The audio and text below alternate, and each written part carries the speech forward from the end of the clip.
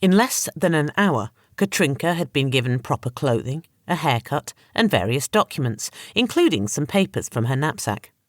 A copy of her photo had been superimposed onto a new ID. Nye watched as she pirouetted in front of him in her new clothes. "What do you think?" she asked. She was wearing a dark brown farm skirt with a tucked-in blouse, jumper, and a beret. She looked like a schoolgirl. Makeup covered most of her bruising, and the clothing did the rest. He knew her knife, the one Emerson had given her long ago, was sheathed and hidden in the waistband of her skirt. Worry gnawed at the man's gut. There was so much more she needed. Agents trained for months in the art of field work. The slightest mistake would give her away. He counted on her going unnoticed.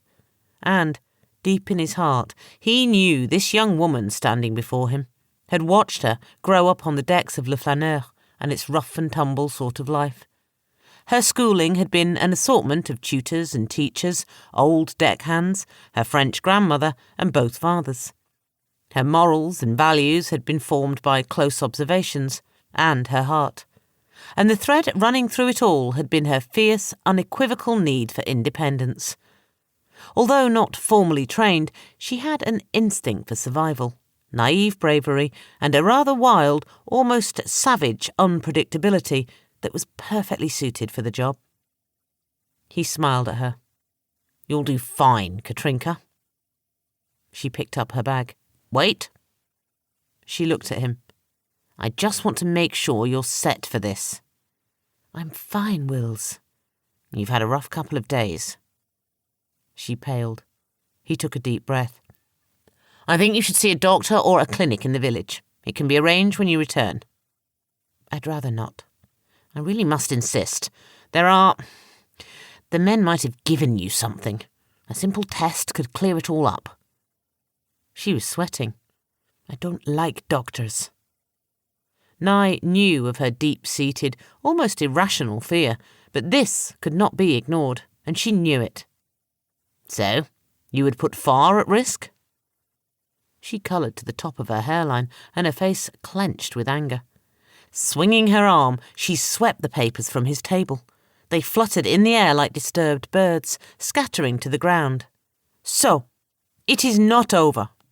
It was not enough. Now I must worry about disease as well? Or how about pregnancy? Have you thought of that one?" Nye was silent. "Make the appointment. Let the doctor prod and poke to see what he may find. I've never—" She stopped suddenly, catching sight of his expression. God knows what she saw there. The misery he was feeling must have shown. When she spoke again, her voice was quiet, her anger gone. "I'm sorry, Wills. I'm being stupid. And you are right. I'll go. If you could tell me where—" "Sweetheart, don't worry about it. Raphael will arrange the appointment for you when you return. I'll go with you if you like." "And who would save France while you were holding my hand?" She shook her head, giving him the ghost of a smile. "Thank you, Wills. But I'll be all right." He felt a great sense of relief. "Well, then, that's settled. Now I think you'd best be on your way." They walked outside to where Farr stood waiting beside the bicycle. Nye handed her a piece of silk with a map and various directions written on it. "Conceal this in the handlebars of your bike. They unscrew easily. Remember, all you need to do is contact your father, get the plastique, and bring it to Bouchard's farm. He's been told to expect a delivery by an agent sometime tomorrow evening. He'll take the plastique from there." "I'll give Papa your love." "Do that." Nye pulled her close for a moment. "Katrinka, I have no right to ask you this, but if you should be stopped, if you could manage to hold out, even for a day, it would give us time to move the team. It would give them a chance." She replied, her eyes sombre. "I hope they would get nothing from me. I know so very little as it is." He turned her around, her back to Farr. He did not want the man to see what he was about to do.